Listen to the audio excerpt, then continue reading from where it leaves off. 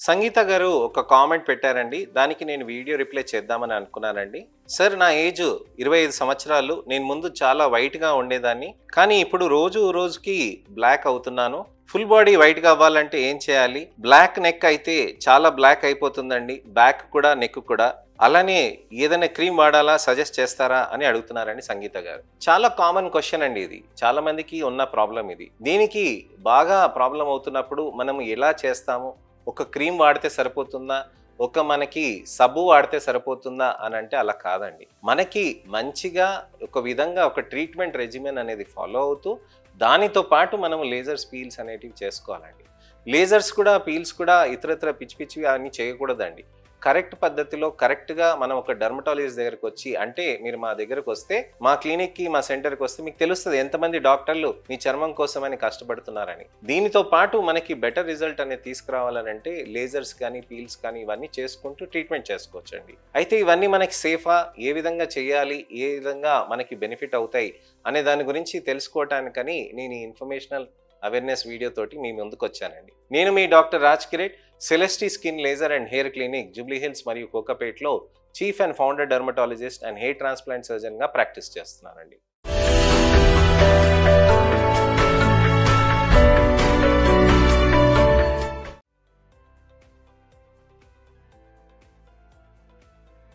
So, Sangeetha లాంటి వాళ్ళకి చాలా మందికి ఇలాంటి సందేహాలు ఉంటాయండి. నేను ఎప్పుడూ ఫెయిర్‌గా ఉండేవాళ్ళని. అలాంటప్పుడు నేను నల్లగా అయిపోతున్నాను. దానికి ఎటువంటి జాగ్రత్తలు తీసుకోవాలి? ఏ విధంగా ట్రీట్మెంట్స్ తీసుకోవాలి? ఎలా ఉండాలి? అనే దాని గురించని ఆలోచిస్తూ ఉంటారు.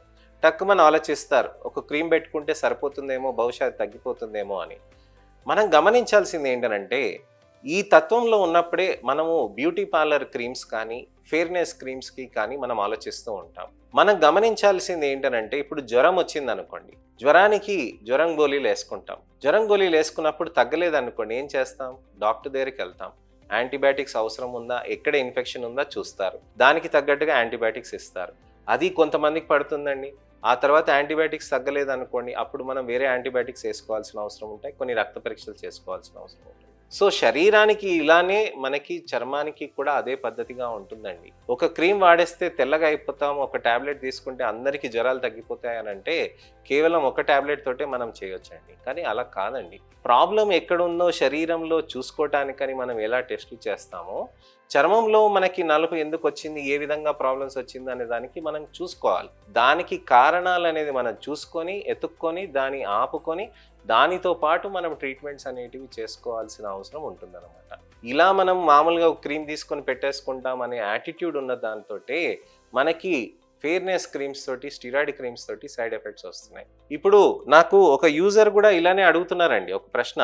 నేను మీకు చదువుతాను. కోర్లపాటి FD5G మంగ గారు అడుగుతున్నారు ఇక్కడ. ఇది ఉందండి.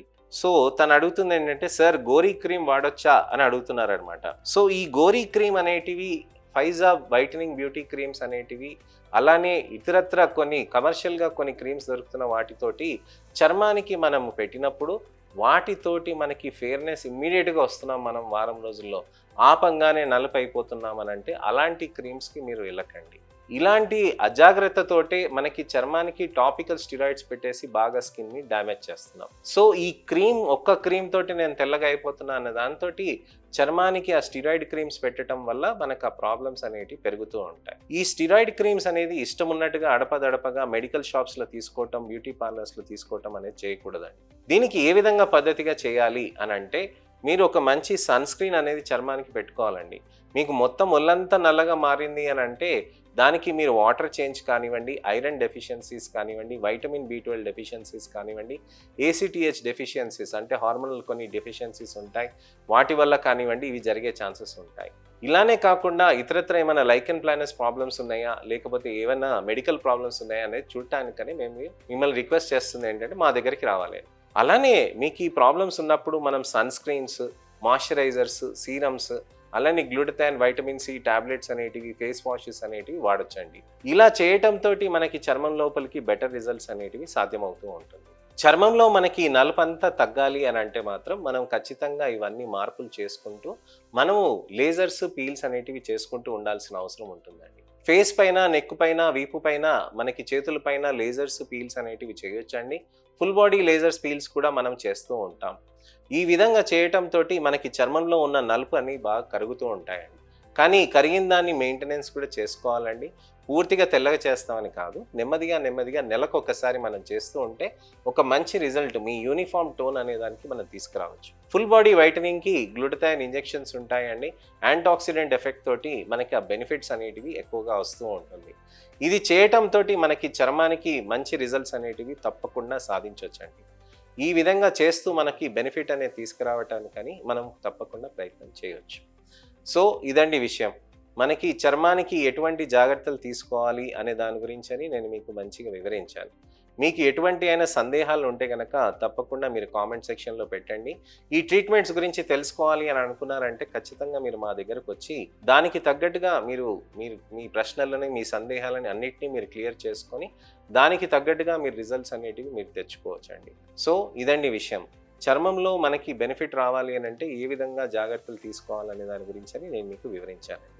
నెక్స్ట్ ఇన్ఫర్మేషనల్ వీడియోతోటి నేను మీ ముందుకు రావాలంటే నా ఛానల్ని సబ్స్క్రైబ్ చేసుకొని నోటిఫికేషన్ బటన్ నొక్కండి. అలానే మీకు ఎటువంటి ప్రాబ్లమ్స్ ఉన్నా, సందేహాలు ఉన్నా కామెంట్ సెక్షన్లో పెడితే దానికి తగ్గట్టుగా నేను మీకు వీడియో రిప్లై కానీ, టెక్స్ట్ రిప్లై కానీ, ఇప్పుడు సంగీత గారికి, కార్లపాటి గారికి చెప్పాను కదండి, అలానే నేను మీకు కూడా మీ సందేహాలను కూడా చెప్తాను. ఎందుకు అలా చెప్తున్నానంటే ఎంతో లక్షలాది మందికి ఇలాంటి సందేహాలన్నీ క్లియర్ అవుతుందని ఆశిస్తున్నానండి. నేను మీ doctor Raj Kireet, Celesty skin laser and hair clinic, Jubilee Hills మరియు కోకోపేట్లో chief and founder dermatologist and hair transplant సర్జన్గా ప్రాక్టీస్ చేస్తున్నానండి. మళ్ళీ నెక్స్ట్ వీడియోలో కలుస్తానండి. అంతవరకు సెలవు. నమస్తే.